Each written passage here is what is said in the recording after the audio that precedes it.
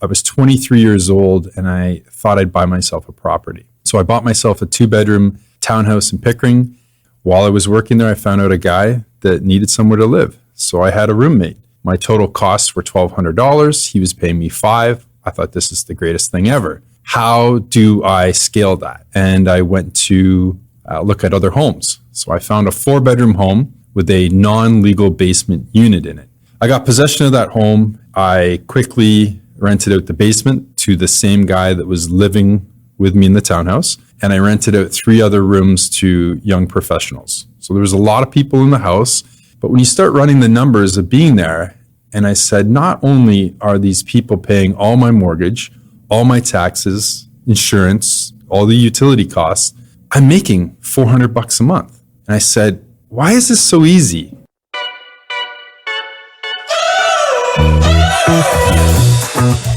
We're driving cars on a Mars tonight.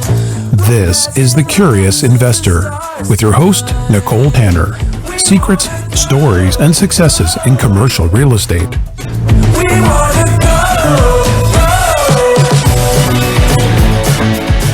Hello, everyone, and thank you for joining us today for our second episode of Curious Investor.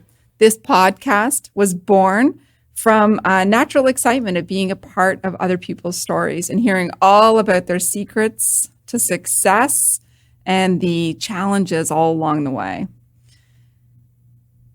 This is a Curious Investor. My name is Nicole Tanner. I'm a commercial real estate broker and leader of the Reed James commercial real estate team, which is part of Keller Williams Energy. And today I'm joined by Stephen Jones, a colleague from the brokerage, but somebody that I've spent a lot of time talking to about his experience and natural attraction actually to the investment of real estate. And I've been fascinated with his story for a long time. We share a lot of common attributes and passions. And so I thought this would be a great opportunity to invite him in and learn a little bit more about his story. So Stephen, thank you very much for joining us today. And let's get started. Thank you for having me. He's also a man of few words. So let's just kick this off. I think what most people want to know is who you are. Tell us a little bit about yourself, your business, where you're at today, and how did you get there? So I can rewind it a bit for you. I was always a bit of an entrepreneur and hustler. I had the multiple jobs. I worked at the liquor store. I worked at a hospital. I worked at a group home. At the group home, I actually ended up talking to a guy that was applying to be a correctional officer. And I learned a little bit about that. And I said, okay, well, while we were there, we filled out the applications and I applied. I ended up staying there for a very long time, almost 18 years. I went into management in the correctional institution. And when I first got hired, I was 23 years old and I thought I'd buy myself a property. So I bought myself a 2-bedroom townhouse in Pickering. And while I was working there, I found out a guy that needed somewhere to live. So I had a roommate. My total costs were $1,200. He was paying me $5,000. I thought this is the greatest thing ever. How do I scale that? So I stayed there for about a year and a half and I went to look at other homes. So I found a 4-bedroom home with a non-legal basement unit in it. I didn't qualify. I made enough salary, but I didn't qualify on my own. So I actually had my sister jump onto the mortgage with me, even though she wasn't working. It somehow at the time made it look better for us to qualify. I got possession of that home and I quickly rented out the basement to the same guy that was living with me in the townhouse. And I rented out 3 other rooms to young professionals. So there was a lot of people in the house. I had to play quite the fatherly role of looking after everybody there. But when you start running the numbers of being there, and I said, not only are these people paying all my mortgage, all my taxes, insurance, all the utility costs, I'm making $400 a month. And I said, why is this so easy? And it kind of got into my mind that there was a better way of doing some things. So I ended up selling that house and made a decent profit on it. And I actually almost kind of semi-retired at that point. regrouping myself on what would be next. And then I did start dabbling into picking up townhouses and condominiums slowly, one at a time, and renting them out. And they almost came to me upon accident. I met my wife. She lived in a condo. We decided to keep that condo. And I had a very slow sort of methodical growth as we were growing our family. My family responsibilities also picked up. So it wasn't probably until maybe about 8 years ago that I really put the foot on the pedal. I started researching other markets.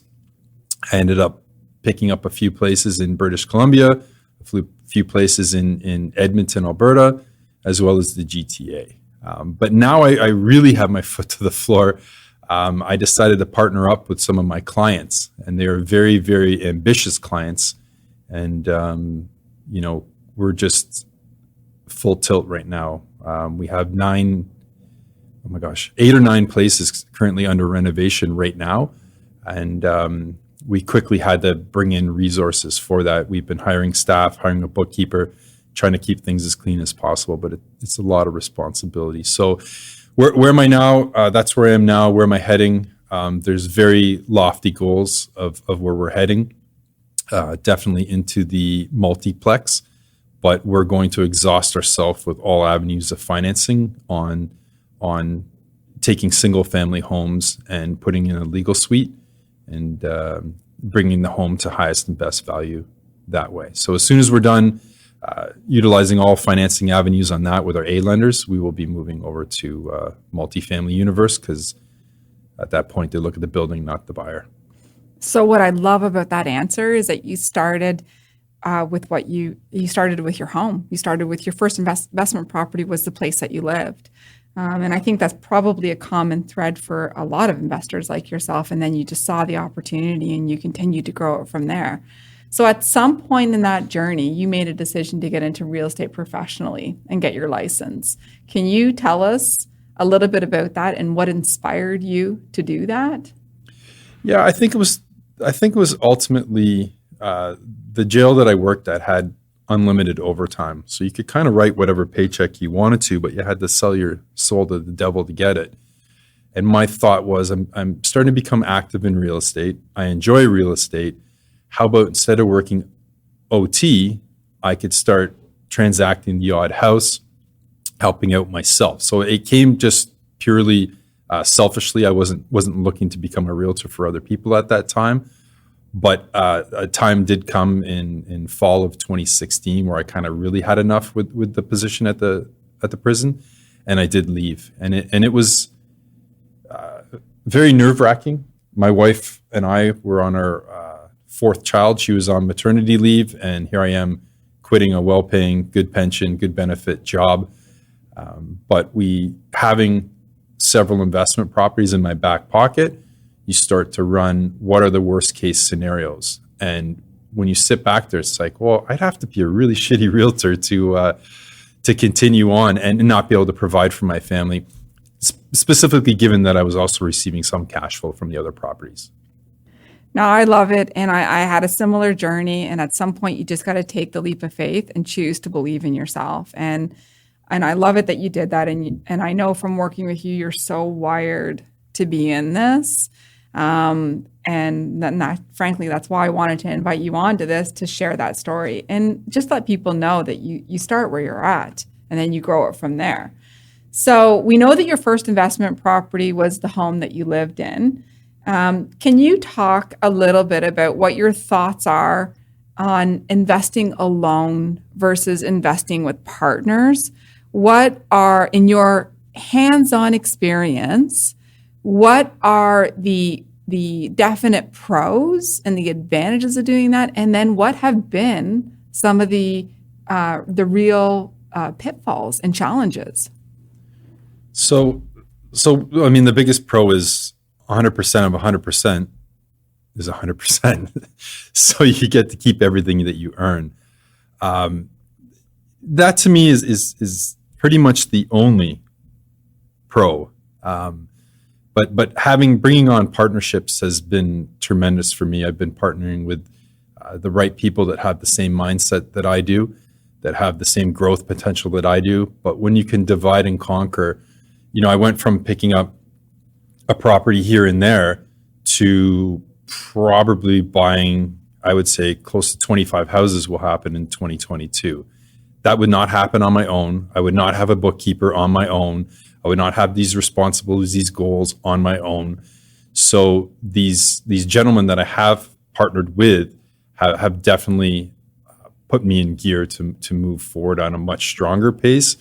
And growth, as we all know, does happen when you're uncomfortable. So it's a good thing. We're calculated. We're methodical in what we do. We have a plan, but there's no way I would have had that plan by myself. Yeah, it sounds like you were forced into leverage, which is probably a lesson that we all learn too late in life, is to leverage out and really kind of tap into the resources and the expertise of the people that we have access to. So I love that that's happening for you, and I know you've got big plans. Tell me what the next 5 years looks like for you. The next 5 years, that's a great question. You'd like to say some type of semi-retirement, but entrepreneurs in general have a hard time retiring. It's just moving on to something else. And whether that's moving on, as I left my career, I moved on to taking single-family homes, turning them into 2 units. I could be moving on to multifamily within the next 5 years, land development. Real estate as a tree with many leaves. And I plan on exploring as many as I can. So tell me, you are the team leader and the rainmaker for the Blue Line Real Estate Group. Tell us a little bit about your business and what the plans for, what do you guys do now? What is your area of expertise now? And what are the plans for Blue Line over the next 5 years? So one of the most interesting things is when I was getting started, I felt like a bit of a realtor fraud because I wasn't doing the things that all other traditional realtors were doing, trying to get business to sell these homes. I just basically spun the experience I already had into my business. And as soon as you start being a conduit for people creating generational wealth, it's a very exciting thing to be doing. So every time I work with one of my clients is a very exciting time. I look forward to it. And we do work residential as well, but our specialty is definitely taking the investor, quite often brand new investors, and turning them into seasoned veterans. So I appreciate what you do, and I know I've sent clients your way because they were young, they were first-time home buyers, and I thought spending time with you to introduce them to the notion of viewing real estate as an investment first and somewhere to live second would be an amazing thing for their future. So I love what you guys do at Blue Line. I think you're amazing at your job. What do the next 10 years look like? The next 10 and the next 5 is very similar, just continued growth. We do have a lot of interest in getting into the recreational zone as well, picking up places in hot spots. You can search simple searches on AirDNA to find out where the hottest places to find Airbnb properties are. So there will be some growth outside of Canada that we're looking forward to. And as far as 10 years, I got to start thinking about my own children and how impossible it has been recently in the area of the Greater Toronto area for them to find housing. I recently put a post up on Facebook saying, just because you can't afford to buy a house in the area you're living in doesn't mean you should not buy a house. It just means don't buy a house there. So I'm a big proponent that everybody needs to get into the real estate game. There's 5,500 cities and towns all across Canada that everybody can buy in. So it's okay to be a renter where you're living if you can't afford it, but you still need to hold that real estate asset. So whether that means you're buying in Edmonton or Winnipeg or Halifax, you need to own a housing asset. That's the most important thing that I'm trying to instill in my children to have them be successful. So it's more about thinking about them and their future. Yeah, I couldn't agree with you more. And I know just knowing a little bit about your business or more than a little bit about your business, like me, you do a lot that's off market, that's not on MLS. Care to share your secrets for how to find properties that are not listed on MLS? Nope.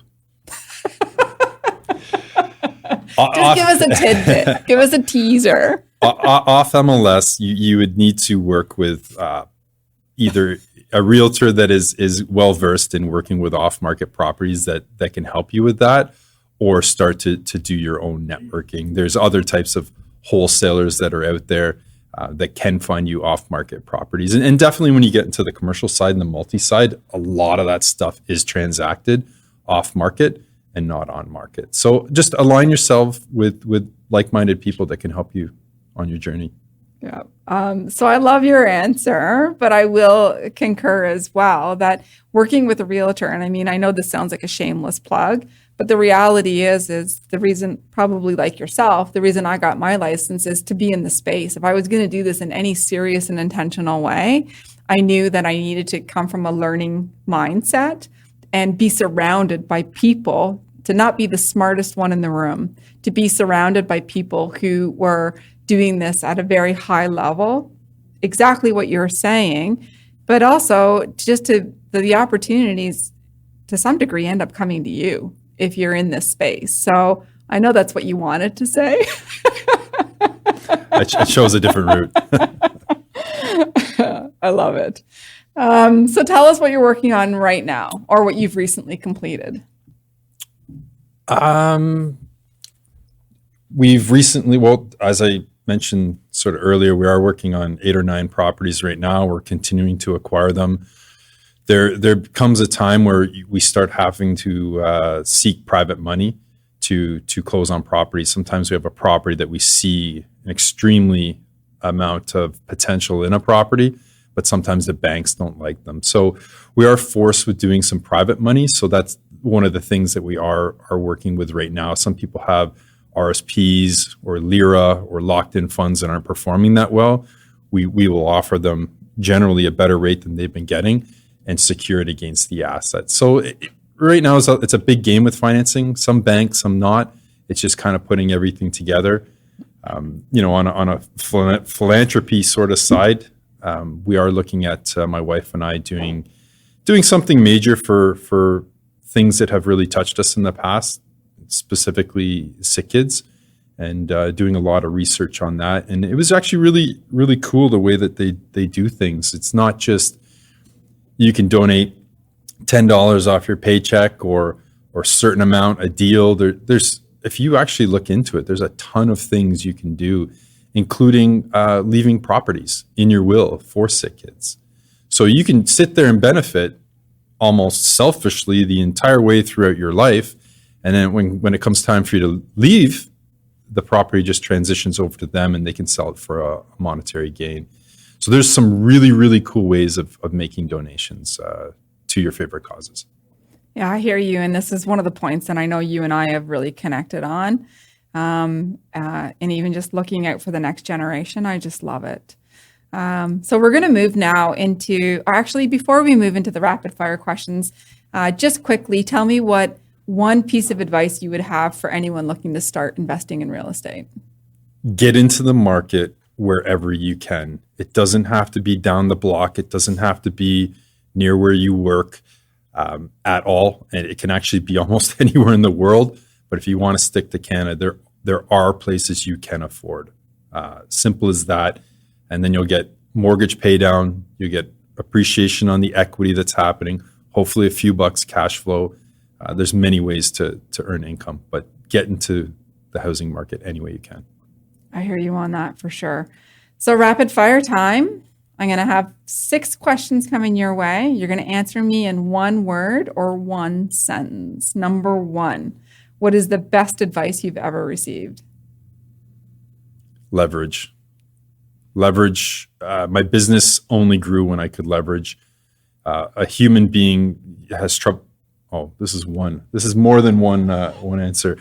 One worded. On the first, you're answer. forgiven.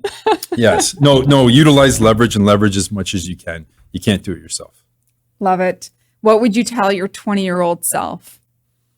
Smarten up. Yeah. Get started earlier as soon as you can. I love that one too. And what inspired your team name Blue Line? Blue Line came from homage to my previous career of being in corrections and being in law enforcement. That goes down to the thin blue line, the difference between good and evil. I did not know that.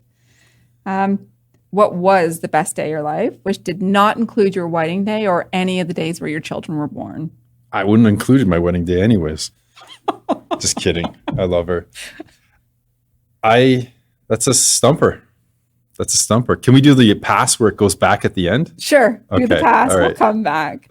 And what is your big why? My big why is my family. I also, didn't come from wealth and came from a struggle where my parents split up at an awkward time, and it was really challenging for the whole family. So my why was not really feeling that I had anybody to support me if I fell backwards.